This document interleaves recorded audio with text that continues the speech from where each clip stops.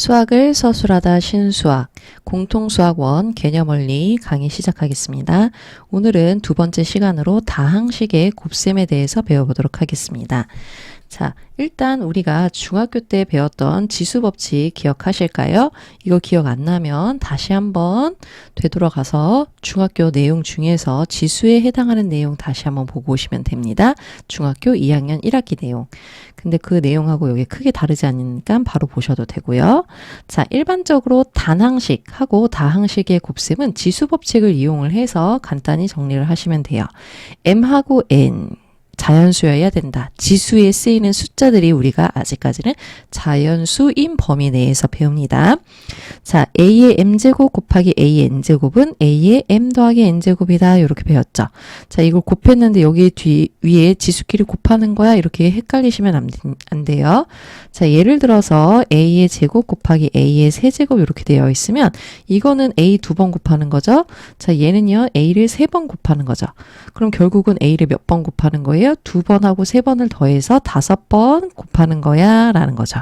이렇게 해서 이 지수법칙이 나왔던 건데 그걸 모르는 상태에서 그냥 공식만 써가지고 외우면 큰일 날 수 있습니다. 이렇게 하나씩 예를 들어서 확인하고 아 이게 이렇구나 라는 거 인지한 뒤에 활용하시는 게 훨씬 도움이 돼요. 자, 그 다음 a의 m제곱 나누기 a의 n제곱 이거를 우리가 분수로 표현을 할 수가 있었죠. 근데 이제 분자가 큰 거니 분모가 큰 거니 아니면 두 개가 똑같은 거니 지수가. 자, 그랬을 때 똑같이 약분되고 나면 이거 1이죠. 요거 간혹 0이라고 쓰는 친구들이 있어요. 그러면 큰일 나요. 자, 그럼 분자에 많이 있으면 우리가 약분하고 분자에 많이 남았겠죠? 분모에 많이 있으면 약분하고 분모에 남아있으니까 큰 거에서 작은 거 뺀 지수로 나타내시면 됩니다. 자, a의 m제곱을 n번 곱하는 건 두 개의 곱으로 나타낸다라고 되어 있죠. 자, 요걸 또 간혹 헷갈리는 친구도 있는데, 자, 아까 a의 제곱 곱하기 세제곱 이렇게 해봅시다. 자, 그럼 이거는 a의 제곱, a의 제곱, a의 제곱을 세 번 곱하는 거죠. 그럼 요거 어떻게 돼요? a의 2 더하기 2 더하기 2 이렇게 되겠죠. 그럼 a 2를 세 번 더하는 거구나. 그러면은 2, 3, 6 이렇게 되는 거죠. 자, 근데 이걸 또 2하고 3을 더하거나 엉뚱한 경우를 하는 계산하는 친구들이 있는데 그러면 큰일 납니다.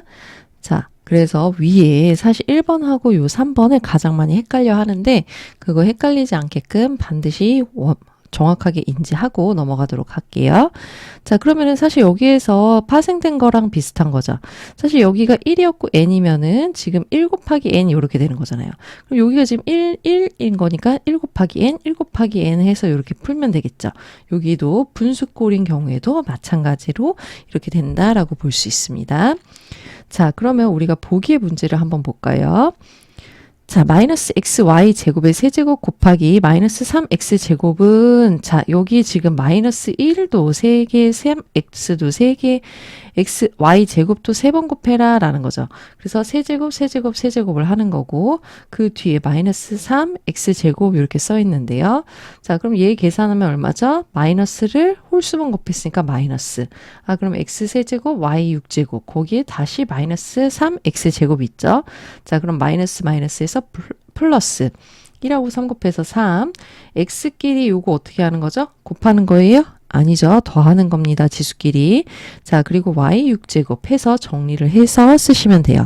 항상 부호, 숫자, 그 다음에 문자 순서대로 차례대로 정리를 해서 쓰는 게 가장 깔끔하게 보기 좋습니다. 자, 그러면 다항식의 곱셈은 우리가 위에서 지수법칙을 이용을 하고 또 분배법칙을 이용해서 식을 전개를 해서 동류항끼리 모아서 계산하는 게 가장 중요해요. 이때 문자의 지수나 위에 지수법칙이 헷갈리지 않도록 부호도 헷갈리지 않도록 조심하셔야 됩니다. 자, 그럼 이 x라는 항이 a랑 한 번, b랑 한 번, c랑 한 번, y라는 항도 뒤에 다항식 A랑 한 번, B랑 한 번, C랑 한 번. 아, 이렇게 전개하면 되는구나 라는 거죠. 자, 그럼 다음 식을 전개할 때도 얘랑 한 번, 얘랑 한 번, 얘랑 한 번, 얘랑 한 번, 얘랑 한 번, 얘랑 한 번. 이렇게 하나씩 전개해서 정리를 하는 게 가장 중요한 내용입니다. 이건 그렇게 크게 어렵지 않으니까 이 정도로 하고 넘어가고 뒤에 문제를 한번 보도록 할게요. 자, 일단 곱셈에 대한 성질 맞아 볼게요. 우리 앞에 덧셈에서 교환법칙, 결합법칙, 성립했죠? 곱셈일 때도 마찬가지. A랑 B를 곱하나 B랑 A를 곱하나 똑같아요. A, B, C를 곱하는 경우에도 결론은 사실 A랑 B랑 C를 한 번씩 곱하는 거기 때문에 A, B를 먼저 곱하나 B, C를 먼저 곱하나 크게 상관이 없습니다. 자, 그런데 이제 여기에서 분배 법칙을 우리가 일반적으로는 A랑 B 곱하고 A랑 C 곱해서 이게 이렇게 되는 과정은 정말 잘해요. 근데 반대의 과정도 분배 법칙이라고 할 수 있는 거죠. 근데 요거 나중에 우리가 인수분해 할 때 굉장히 크게 도움이 되는데 이 부분을 지금 생각하지 않으면 나중에 생각하려고 할 때 굉장히 힘들 수도 있기 때문에 분배 법칙을 애초에 볼 때 이 법칙들을 그냥 보시면 안 돼요. 아, 내가 항상 정방향으로만 보면은 문제는 그건 굉장히 쉬운 문제들이에요. 역방향으로도 내가 볼 수 있는지 그거에 관련해서 나오는 문제들이 일단 조금 더 업그레이드 되고 좀 더 어려울 수 있으니까 그걸 항상 염두에 두고 문제를 풀어보도록 할게요. 자, 일단 다음 페이지 보시면 개념 원리기 익히기 문제들은 풀면서 모르겠는 건 체크해서 질문하시고요. 자, 그 다음 페이지. 여기 상당히 이제 친구들이 많이 질문하고 모르는 문제들이 있어서 같이 한번 짚고 넘어가 보도록 하겠습니다.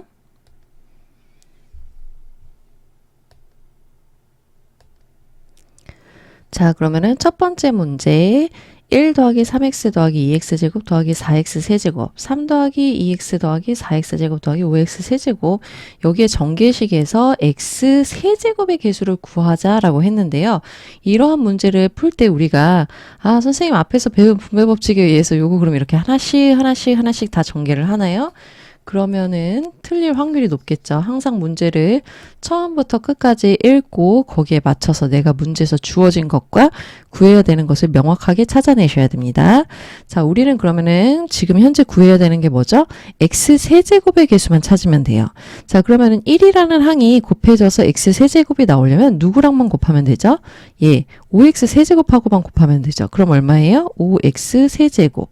자, 그럼 3x라는 항이 곱해서 x 세제곱이 되려면은 얘는 x제곱이 부족하니까 얘랑만 곱해서 더하기 12x 세제곱 요렇게 만들 수 있겠죠.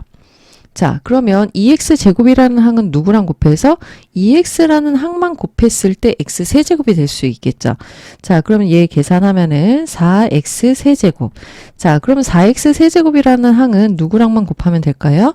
옆에 3이라는 항하고만 곱하면 됩니다. 그러면 12x 세제곱. 자, 그럼 얘네들만 더해서 계산하면 뭐가 된다? 우리가 구하고자 하는 x 세제곱의 개수가 되는 거예요. 괜히 다른 거 곱해서 정리하다가 틀리지 마시고 문제에서 구해야 되는 것을 반드시 확인하고 체크하고 문제를 풀도록 합니다. 자, 그러면은 2번 문제. 자, 여기서 보시면은요. 지금 2x제곱 빼기 x 더하기 3, 5x 세제곱 빼기 2x제곱 더하기 x 더하기 1, 요 식에서 라고 되어 있는 거죠. 자, 그러면은 지금 현재 이 식에서 전개식에서 상수항을 포함한 모든 항의 개수들의 총합이라고 되어 있죠.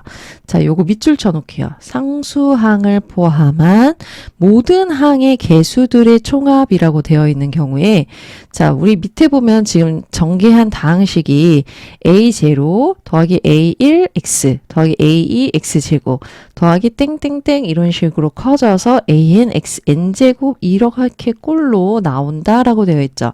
자, 이 식이 이렇게 꼴로 나올 때 지금 a0가 상수항이에요.